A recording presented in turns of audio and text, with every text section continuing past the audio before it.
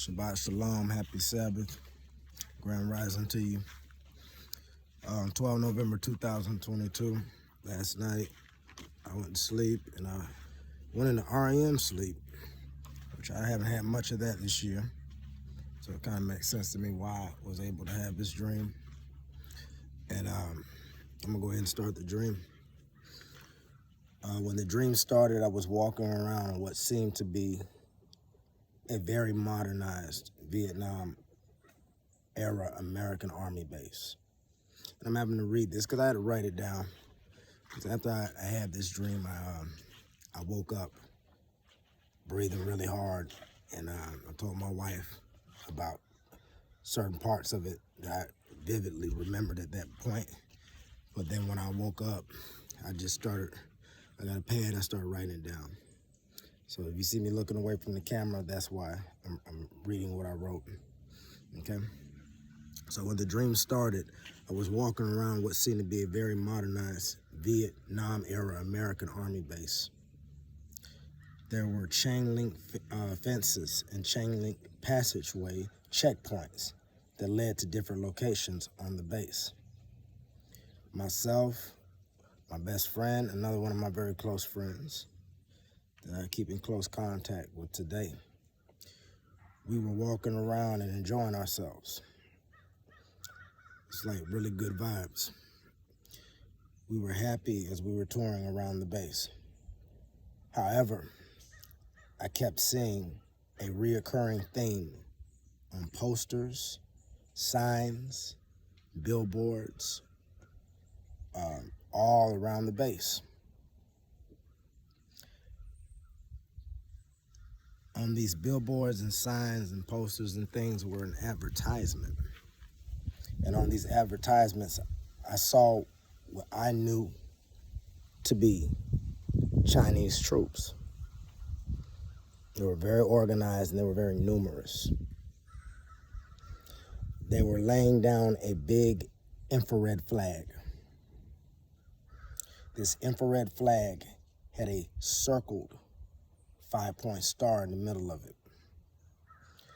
The circled infrared star was big and it was dark gray. Kind of like the infrared American flags you wear when you deploy. Okay. But the rest of the flag was black. So it was the 5-point star with the circle around it, huge and gray, and the rest of the flag was black. So no matter where we went on the base, I kept seeing these advertisements. They were just standing out to me. But I didn't really bring mention of them to my friends. It's like they didn't really stand out to them like they did me. At one point, we went inside what seemed to be a small housing unit that seemed like it was made for an officer in the military. When we walked in, we saw a very popular rapper who is now a record label owner. I'm not gonna mention this rapper's name because I really don't think it's relevant. I can say that this rapper was very influential in the times that me and my friends were growing up. Anyway, I wrote he was running what seemed to be a prostitution operation out of this housing unit.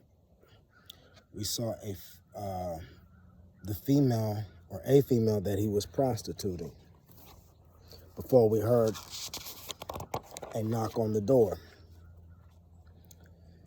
Once the knock on the door happened, the rapper told the person to come in, and in walked a male who was of the same race as the prostitute. These people were not black. These people were not Asian, okay? Matter of fact, they were Caucasian. Both the John and the prostitute were young, but they seemed very aged. We knew they were young, but they were aged, and they were very out of shape.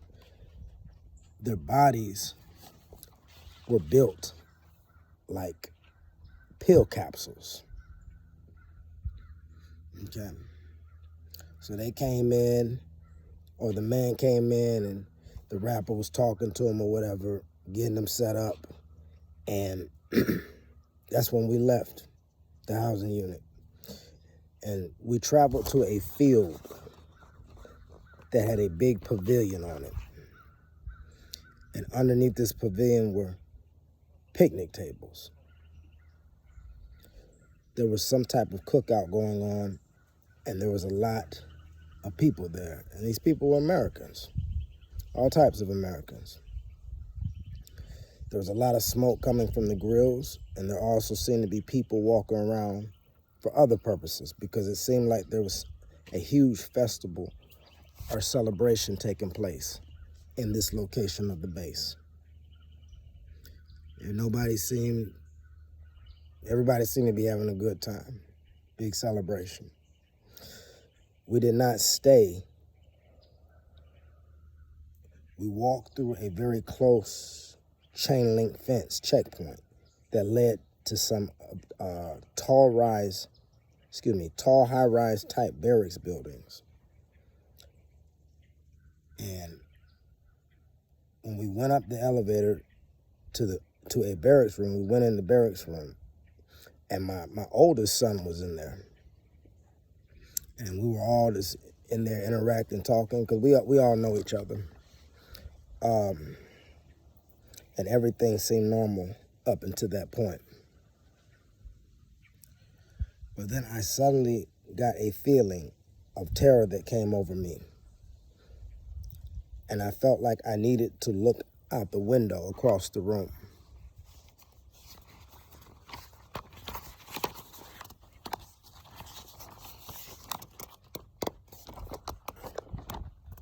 When I looked out the window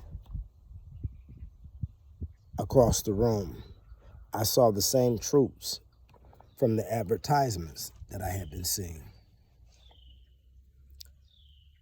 They were rushing into a wide space area, and there were so many of them that they could be compared to an ant kingdom.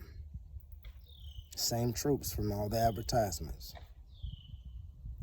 And just like on the advertisements around the base, they were laying down that huge flag, and they were laying it on the ground very quickly, like lightning speed. But unlike the advertisement, they were also constructing something on top of that flag very quickly. Whatever they were constructing, it was elevating upward very quickly. For some reason, nobody else on the base could see what these troops were doing, and they should have been able to see this. It was like broad daylight, and there was tons of them.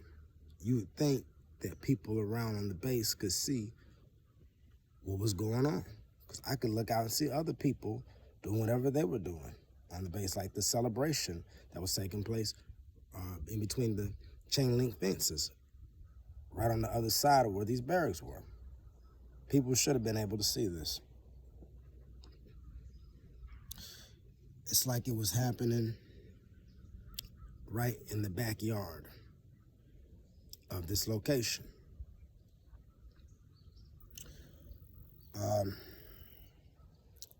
I then felt a sense of imminent danger, and I told everybody in the barracks room with me, including my son, I said, we got to get up out of here. I said, we got to leave. And I remember feeling a huge anxiety. I felt danger, impending danger. So my oldest friend, or my best friend, he ran out quickly and went and got a vehicle. And I think my other friend, I remember him kind of still being in the room waiting on me and my son. I was trying to find my shoes. And then my son brought me a pair of shoes that were very strange. And I remember telling them, no, I can't use those. Because they're like slippers. And I felt like I needed shoes I could run in. Anyway, the dream ended with me trying to find the shoes. And when I woke up, I was breathing very hard. And I just began telling my wife about what I was seeing. And when I went back to sleep, and when I woke up, I went and found a pad and wrote this down. Now I can tell you some of the symbology in this dream is very interesting. And some of it I can clearly see what it is. But the other parts I can't quite understand why they were in the dream. But I think there's some very notable things in the dream, especially considering the times that we're living in. It kind of reminds me certain elements of the dream of the days of Noah spoken about by Yahushua HaMashiach, the Messiah. When they were asking about his return. And he said to them, his followers and disciples, he said, it will be like the days of Noah. And then he begins to describe celebrations. Okay. All right, I'm gonna end this here. Have a good Sabbath. Shalom.